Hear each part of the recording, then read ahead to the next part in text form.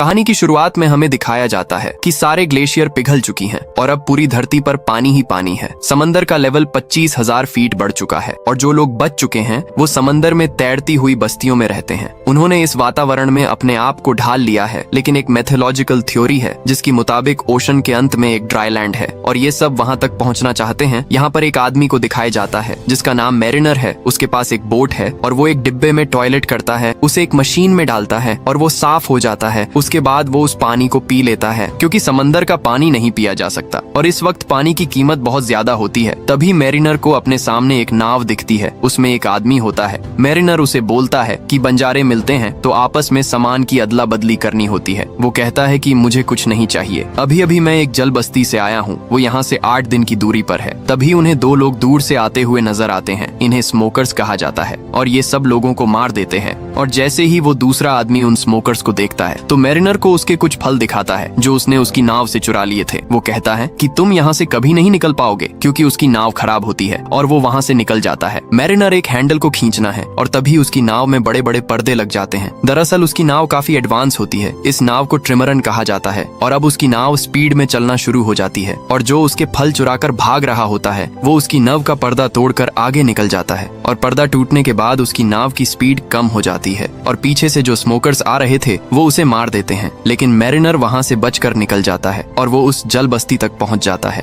जहाँ के बारे में उस आदमी ने उसे बताया होता है। और गेट पर पहुँचने के बाद वो उन लोगों को कुछ सामान दिखाता है। वो कहता है कि हमारे पास काफी व्यापारी हैं, लेकिन जब मैरिनर उन लोगों को मिट्टी दिखाता है तो वो लोग चौंक जाते हैं। जिस तरह से आज के युग में हीरे जवाहरात बहुत कीमती है, उसी तरह उस वक्त में मिट्टी बहुत कीमती होती है और वो उसे अंदर आने देते हैं। और जब वो मैरिनर की मिट्टी को तोलते हैं तो वो 3 किलो होती है। इसके बदले वो उसे 62 सिक्के देना चाहते हैं, लेकिन मैरिनर कहता है कि मुझे 62 नहीं बल्कि इसके दुगने चाहिए और वो दुगने सिक्के देने के लिए तैयार हो जाते हैं। इस दौर में मिट्टी बहुत बेशकीमती इसलिए भी है क्योंकि मिट्टी पर ये छोटे मोटे पेड़ पौधे उगाकर अपने लिए खाने की चीजों का इंतजाम कर सकते हैं। मैरिनर अपने सिक्के लेकर एक दुकान पर जाता है और वो पीने के लिए कुछ पानी खरीदता है। वहीं पर एक टमाटर का पौधा भी होता है। मैरिनर इस पौधे को खरीदना चाहता है। दुकान वाली लड़की उससे बोलती कि तुम्हारे आधे सिक्के मुझे चाहिए और मैरिनर उसे आधे सिक्के दे देता है और उस टमाटर के पौधे को उससे खरीद लेता है। मैरिनर जिस लड़की से ये खरीदता है इसका नाम हेलन होता है और इसके साथ एक लड़की भी होती है और ये उसकी गार्जियन है। उस लड़की का नाम अनोला होता है। अब मैरिनर वहाँ से सामान खरीद कर जा रहा होता है, तभी उसी बस्ती के कुछ लोग उसके पास आते हैं और उनके साथ एक लड़की भी होती है और वो मैरिनर को कहते हैं कि तुम इसके साथ संबंध बनाओ और जब ये गर्भवती हो जाए तो तुम अपनी जरूरत का सामान लेकर यहाँ से जा सकते हो। और वो ऐसा इसलिए कहते हैं क्योंकि ये इस बस्ती का नहीं है और इनकी जो प्रजाति है, इनकी जो जीन्स है वो अब कमजोर हैं। लेकिन मैरिनर साफ साफ माना कर देता है। वो कहते हैं कि तुम्हारे पास कुछ भी नहीं है जो तुम मुझे दे सको, तुम लोग मर रहे हो। ये कहकर वो जाने लगता है। तभी उन लोगों को शक होता है कि ये स्मोकर है और वो उसे रोक लेते हैं और जब वो उसे रोकते हैं तो वो देखते हैं कि उसके कान के पीछे गिल्स हैं और गिल्स देखने के बाद आदमी चिल्लाता है कि ये म्यूटेंट है और वो उसे पकड़ लेते हैं और एक केज के अंदर बंद करके वहाँ पर मड होता है उसमें डुबाना शुरू करते हैं। दरअसल जो भी इंसान मर जाता है वो उसे यहाँ पर डुबाते हैं ताकि उससे खाद बन सके।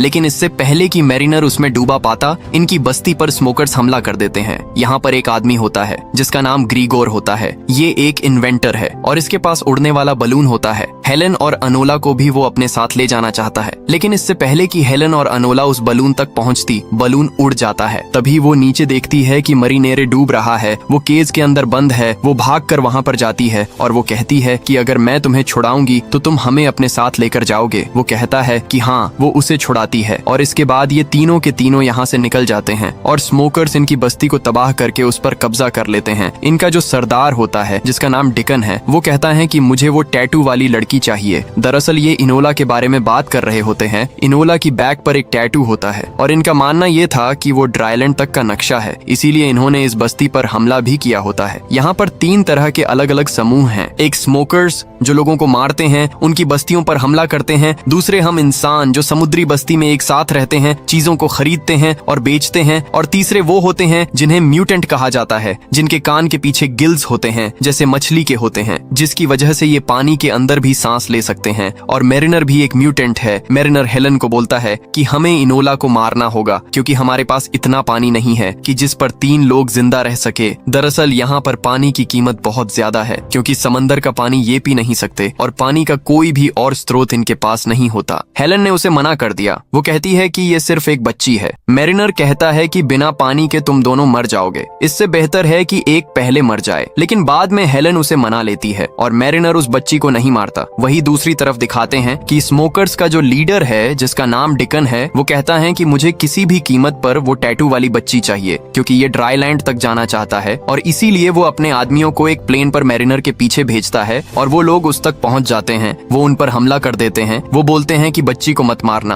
और वो लगातार इन पर गोलियां चलाते हैं। मैरिनर बेसमेंट में जाता है क्योंकि वो अपने हथियार लाना चाहता है। ऊपर हेलन को लगता है कि मैरिनर भाग गया और वहाँ पर एक गन होती है जिस पर रस्सी लगी होती है और वो उस गन से प्लेन पर हमला करती है और उसमें से एक तीर निकलता है जो प्लेन में फैंस जाता है और प्लेन ऑन बोर्ड के चारों तरफ घूमना शुरू कर देता है और उसके जो बड़े बड़े सेल्स होते हैं वो अब टूटना शुरू हो जाते हैं। मैरिनर भी ऊपर आ जाता है और वो देखता है कि उसकी बोट अब टूटने वाली है। वो जल्दी से ऊपर जाता है क्योंकि वो उस रस्सी को काटना चाहता है जिससे वो तीर जुड़ा हुआ है जो हवाई जहाज पे अटका हुआ है और मैरिनर बड़ी मुश्किल से उस रस्सी को काट देता है और वो पानी में गिर जाता है। हवाई जहाज वहाँ से चला जाता है, लेकिन मैरिनर की जो बोट है वो बहुत बुरी तरह से टूट चुकी है और गुस्से में आके वो हेलन के और इनोला के दोनों के बाल काट देता है और वो कहता है कि आज के बाद मेरी बोट पर किसी भी चीज को कभी मत छूना। इसके बाद ये आगे का सफर तय करते हैं और तभी इन्हें एक और नाव दिखती है। उसमें एक आदमी होता है और हेलन बोलती है कि हमें उससे बात करनी चाहिए, क्या पता उसके पास खाना हो। हालांकि मैरिनर ऐसा नहीं करना चाहता, लेकिन हेलन के कहने पर वो उससे बात करता है। उसके पास एक बेशकीमती चीज होती है, वो होता है कागज, क्योंकि पूरी दुनिया डूब चुकी है और कागज बनना लगभग नामुमकिन है। ये वो चीज होती है जिन्हें आज के जमाने में हम एंटीक कहते हैं। मरीनेरे और हेलन ने इससे बात इसलिए की होती है क्योंकि ये इससे खाने की उम्मीद कर रहे होते हैं, लेकिन इसके पास खाना नहीं होता। वो आदमी बोलता है कि मैं तुम्हें कागज दूंगा, बदले में तुम्हें मुझे हेलन को सौंपना होगा। शुरू में मैरिनर मान जाता है। वो कहता है कि आधे घंटे के लिए तुम्हारी हुई और वो तहखाने में ले जाकर उसकी इज्जत लूटना चाहता है। लेकिन तभी मैरिनर नीचे आ जाता है और वो कहता है कि हमारा सौदा कैंसिल हुआ। वो उसका कागज उसे वापस कर देता है, लेकिन वो चाकू निकाल लेता है। वो उन्हें मारना चाहता है। मैरिनर हेलन को ऊपर भेज देता है और इसके बाद मैरिनर उस आदमी को मार देता है। मैरिनर जानते हैं कि ये दोनों भूखे हैं। दरअसल वो खुद भी भूखा था, इसीलिए वो समंदर के अंदर कूदकर एक बहुत बड़ी मछली को मारता है और अब इन सब के पास खाना होता है। ये भरपेट खाना खाते हैं। एनोला मैरिनर को बताती है कि मुझे तैरना नहीं आता। वो कहती है कि काश मेरे पैर भी तुम्हारी तरह होते। मैरिनर बोलता है कि मैंने पहली बार ऐसी लड़की देखी जिसे तैरना नहीं आता,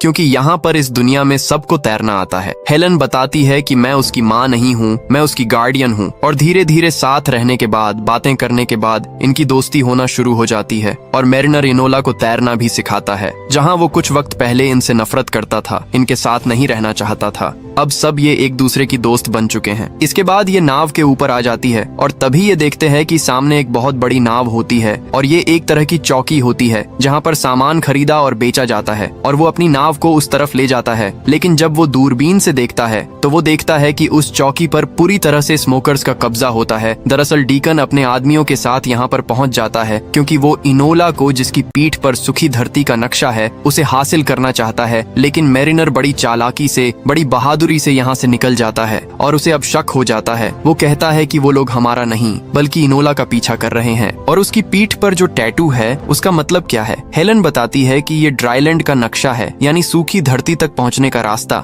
मैरिनर बोलता है कि बेवकूफी है, ऐसी कोई जगह नहीं है। हेलन बताती है कि जब हमें इनोला मिली थी तो उसकी टोकरी में सूखी मिट्टी थी और वो मिट्टी तुम्हारी मिट्टी से भी बहुत बेहतरीन थी। इसीलिए सभी लोगों का मानना है कि इनोला की पीठ में जो नक्शा है वो सूखी धरती का नक्शा है और अभी तक इन दोनों, यानी कि हेलन को और इनोला को ये लगता है कि मैरिनर उन्हें सूखी धरती पर ले जा रहा है। उसे सूखी धरती का रास्ता पता है क्योंकि उसकी नाव में बहुत सारी चीज ऐसी होती है जो सूखी धरती पर, यानी इंसानों द्वारा बनाई जा सकती है और उसके पास मिट्टी भी थी। लेकिन मैरिनर बोलता है कि ऐसी कोई जगह नहीं है, तुम बेवकूफ हो जो ऐसी चीज पर भरोसा कर रही हो जो तुमने कभी देखी नहीं है, उसका कोई अस्तित्व नहीं है। हेलन कहती है कि तुम्हारे पास शीशा है और वो गाना बजाने वाला बॉक्स, वो सब कहाँ से आया, वो सिर्फ सूखी धरती पर बनाए जा सकते हैं। मैरिनर बोलता है कि तुम सूखी धरती देखना चाहती हो तो पानी में आओ और वो उसे पानी में ले जाता है और एक बॉक्स के अंदर बंद कर देता है जिसके अंदर पानी नहीं जाता और वो उसे समंदर के तल पर ले जाता है जहाँ पर बहुत बड़ी बड़ी बिल्डिंग्स है जो पूरी तरह से वीरान हो चुकी है। किसी जमाने में यहाँ पर एक शहर हुआ करता था, लेकिन अब यहाँ पर कुछ भी नहीं है और वो हेलन को ये सब कुछ इसलिए दिखाता है ताकि उसके मन में जो एक झूठी उम्मीद है वो उम्मीद खत्म हो जाए। और जब ये ऊपर आते हैं तो ये देखते हैं कि इनकी नाव पर स्मोकर्स स्मोकर्स ने पूरी तरह से कब्जा कर लिया होता है और वो इन दोनों से पूछते हैं कि इनोला कहाँ है।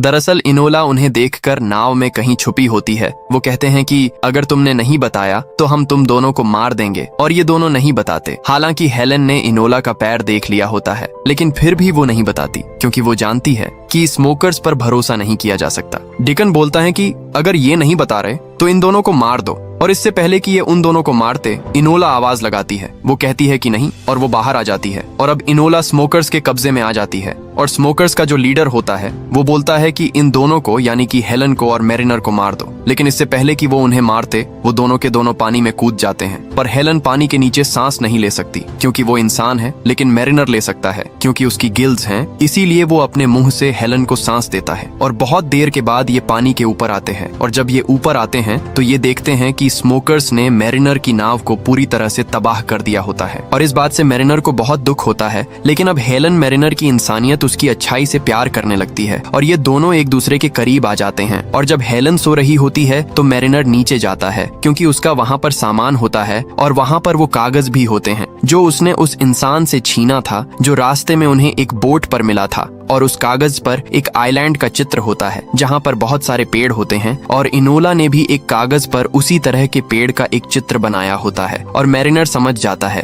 कि इनोला की पीठ पर जो टैटू है वो सूखी धरती का नक्शा है, और अगर इनोला ने वो चित्र बनाया है इसका मतलब वो वहाँ जा चुकी है, वो वहीं से है। लेकिन यहाँ से निकलना लगभग नामुमकिन है क्योंकि इनकी बोट पूरी तरह से टूट चुकी है। तभी ऊपर हवा में दिखाते हैं कि वहाँ पर ग्रीगोर आ जाता है, वो आदमी जिसके पास उड़ने वाला बलून होता है, जो उस वक्त अपनी बस्ती से भाग गया था जब उनकी बस्ती पर स्मोकर्स ने हमला किया था। और वो हेलन को देखकर पहचान लेता है। वो कहता है कि अच्छा हुआ तुमने अपनी बोट जला दी, नहीं तो मैं तुम्हें कभी भी नहीं ढूंढ पाता, क्योंकि धुएं की वजह से मैं यहाँ तक पहुँच सका। और वो इन दोनों को अपने बलून पर ऊपर ले जाता है, और पास ही में कुछ सर्वाइवर्स होते हैं जो उस बस्ती से भागे होते हैं जहाँ पर स्मोकर्स ने हमला किया था। और वहाँ पहुँचने के बाद मैरिनर बोलता है कि मैं इनोला को ढूंढने के लिए जा रहा हूँ, और वो स्मोकर्स के बहुत बड़े जहाज तक पहुँच जाता है और जहाज के अंदर चला जाता है। जहाज में कई सारे लोग होते हैं और वो सब अपने सरदार डिकन से बोलते हैं कि हम कब सूखी धरती तक पहुंचेंगे। वो उन सब से झूठ बोलता है कि मेरे को नक्शे का पता चल चुका है और अब हमें यहाँ से निकलना है। हालांकि नक्शा इनके पास है,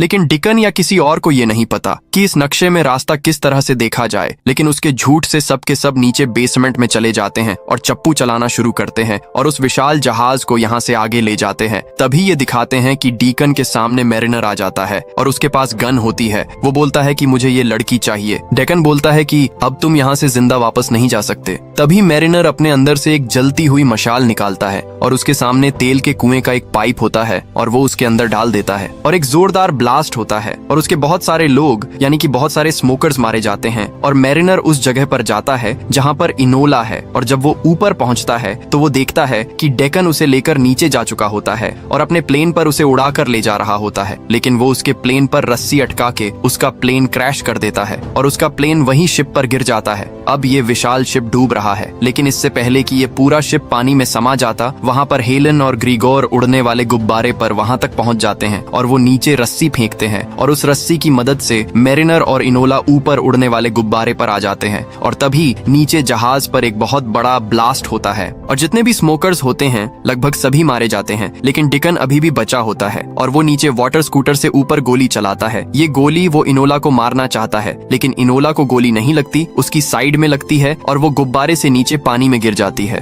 और अब उसकी तरफ 4 स्मोकर्स बढ़ रहे होते हैं क्योंकि वो उसे हासिल करना चाहते हैं। और तभी ऊपर से मैरिनर अपने पैर पर रस्सी बांधकर जिस तरह से बंजी जंपिंग की जाती है उस तरह से इनोला की तरफ कूदता है और इससे पहले कि स्मोकर उस तक पहुंचते वो इनोला को पकड़कर ऊपर ले जाता है। और ये तीनों स्मोकर्स जो उसकी तरफ आ रहे होते हैं वो आपस में टकरा जाते हैं, जिसकी वजह से एक जोरदार ब्लास्ट होता है और इस ब्लास्ट में डिगन के साथ साथ उसके सभी स्मोकर्स मारे जाते हैं। और इस तरह से मैरिनर इनोला को बचा लेता है। ये ऊपर आते हैं और वहाँ पर ग्रीगोर बताता है कि मुझे अब रास्ते की समझ आ चुकी है। वो सूर्य की स्थिति से अंदाजा लगाता है और जो टैटू इनोला की पीठ पर होता है उससे वो तालमेल बिठाता है और वो कहता है कि सूखी धरती उस तरफ होनी चाहिए, और वो अपने उड़ते हुए गुब्बारे को उस तरफ लेकर जाते हैं। रात होती है और ये सब सो जाते हैं, और जब सुबह मैरिनर की आंख खुलती है तो उनके उड़ते हुए गुब्बारे यानी कि इनके यहाँ पर एक पक्षी आकर बैठता है। और तभी मैरिनर सामने देखता है, वहां पर बहुत ऊंचा पहाड़ होता है और ये होता है एवरेस्ट। लेकिन एवरेस्ट अब पूरा हरा भरा है, यहाँ पर पक्षी है, पेड़ पौधे, मीठे पानी के झरने। और जब ये ऊपर जाते हैं तो वहां पर देखते हैं कि एक झोपड़ा भी होता है जिसके अंदर 2 कंकाल होते हैं, और ये इनोला के माँ बाप होते हैं। वहां पर टैटू बनाने का सामान भी होता है। दरअसल उन्हें पता था कि वो मर रहे हैं, इसीलिए वो इनोला के पीठ पर टैटू बनाकर उसको एक टोकरी में डाल दिया था, और उस टोकरी में यहाँ की सूखी मिट्टी भी डाल दी थी, ताकि जब वो किसी को मिले तो उसे पता चल जाए कि कहीं पर ड्राई लैंड है, और वो इनोला की पीठ पर जो नक्शा है उसके जरिए यहाँ तक पहुँच सके। क्योंकि इनोला इतनी छोटी थी कि अगर वो यहाँ पर अकेली भी रहती तो तब भी वो बच नहीं पाती। और इनोला के माँ बाप ने जैसा सोचा होता है ठीक वैसे ही होता है। इनोला आज अपने घर वापस आ चुकी है। वहीं दूसरी तरफ ये दिखाते हैं कि मैरिनर को यहाँ पर बिल्कुल भी अच्छा नहीं लग रहा होता, क्योंकि वो इंसान नहीं है, और इसीलिए वो वापस समंदर में जाना चाहता है। उसे लगता है कि समंदर उसे बुला रहा है। वो अपने लिए एक बार फिर से एक नाव बनाता है और वापस समंदर में जाने की तैयारी करता है। लेकिन इनोला और हेलन नहीं चाहते कि वो वापस जाए। हेलन उससे प्यार भी करती है, लेकिन मैरिनर को जाना है, और वो इन दोनों को अलविदा कहकर वापस उसी जगह चला जाता है जो उसकी असली जगह है, यानी समंदर में। और इसी के साथ ये कहानी यहाँ पर खत्म हो जाती है।